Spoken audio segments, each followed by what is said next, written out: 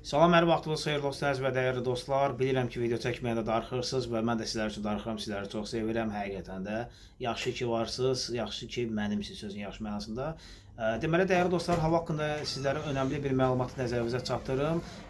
Bugündən etibarən Respublika ərazisində uzun müddətli artıq soyuq havalara qədəm qoyuruq, uzun müddətli soyuq havalara qədəm qoyuruq.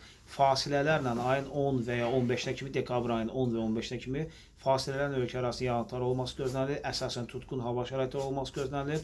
Temperatura ötən günlərlə müqayisədə bir neçə dərəcə aşağı olacaq və dekabrın ilk 10 günün bəzi günlərində olduqca çox güclü yağıntıların olması gözlənilir və necə deyirlər, oktyabr və noyabr ayını bizə unutduracaq yağıntılar olması gözlənilir. Bəs qar ehtimalı varmı? Dekabr ayında yenə də qar ehtimalı öz qüvvəsində durur. Ancaq ilk 10 günlükdə bəzi soyuq hava kütlələri var. O kütlələr güclənməsi lazımdır. Canlıda dediyim kimi təzyiqlərin aradan qalxması lazımdır. Təzyiqlər aradan qalxsa və sistem bir qədər güclənsə, o zaman qar görə bilər. İndiki halda qar ehtimalı ilk 10 günü üçün bir qədər zəifdir, amma güclü, çox güclü, olduqca güclü leysan xarakterli yağışların olması gözlənilir. Ətraflı məlumatlar olacaq, bizi izləməyi unutmayın.